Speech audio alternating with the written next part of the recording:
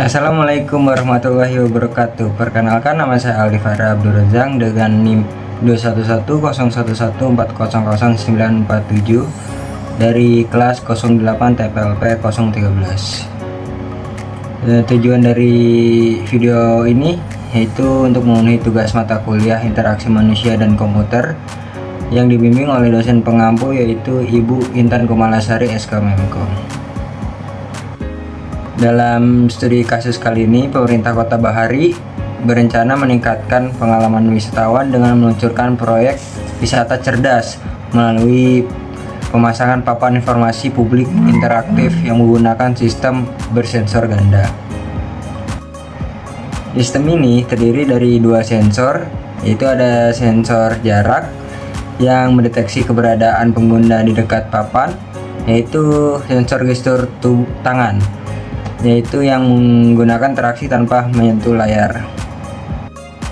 Ini dia dari pertanyaan nomor 1, yaitu pertanyaannya, bagaimana kombinasi sensor jarak dan sensor gestur tangan ini dapat secara signifikan meningkatkan pengalaman interaksi pengguna dibandingkan dengan papan informasi tradisional atau layar sentuh biasa.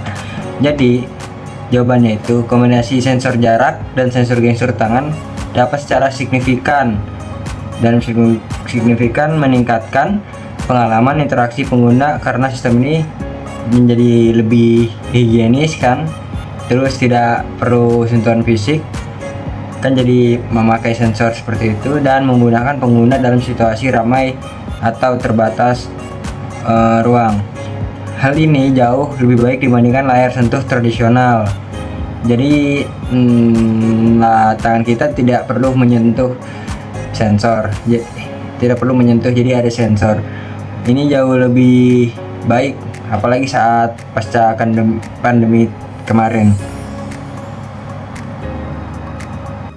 Oke, kita lanjut yang nomor 2, yaitu pertanyaannya, bagaimana Anda merancang antarmuka pengguna dan pengalaman pengguna agar ramah bagi berbagai jenis wisatawan, misalnya anak-anak, lansia, atau penyandang disabilitas motorik ringan yang mungkin belum familiar dengan interaksi gestur. Jadi dalam merancang UI dan WEC yang ramah untuk berbagai wisatawan, kita perlu menyertakan elemen visual yang besar seperti simbol universal, yaitu seperti ikon tangan, ikon panah, atau sebagai macamnya, dan warna kontras tinggi. Untuk pengguna seperti anak-anak atau lansia, sistem bisa menggunakan suara panduan atau animasi gerakan contoh sebagai tutorial.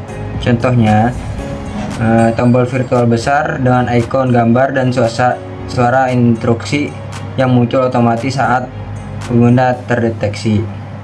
Oke, kita lanjut ke nomor 3 dengan pertanyaan, sebagai seorang calon sarjana yang akan menjadi bagian dari inovator di masa depan, analisis dan jelaskan secara singkat bagaimana penggeseran paradigma interaksi telah terjadi dari era Command Line Interface atau CLI menuju Graphic User Interface atau GUI, lalu ke Natural User Interface, dan seterusnya. Menurut Anda, faktor-faktor kunci apa saja yang mendorong percepatan evolusi ini? Jadi itu jawabannya yang nomor 3, yaitu perubahan paradigma interaksi terjadi dari Command Line Interface atau CLI menuju Graphic User Interface atau GUI, lalu berkembang menjadi Natural User Interface (NUI) seperti sentuhan suara dan gerakan. Faktor utama pendorong evolusi ini adalah kemajuan teknologi perangkat keras menuntut kemudahan pengguna dari pengguna dan inovasi software yang terus dikembangkan agar semakin efisien, seperti itu kurang lebih. Oke, sekian saja yang bisa saya jabarkan, kurang lebihnya saya mohon maaf. Semoga bisa memberikan pemahaman dan informasi dalam merancang sistem informasi berbasis sensor. Sekian dari saya. Assalamualaikum warahmatullahi wabarakatuh.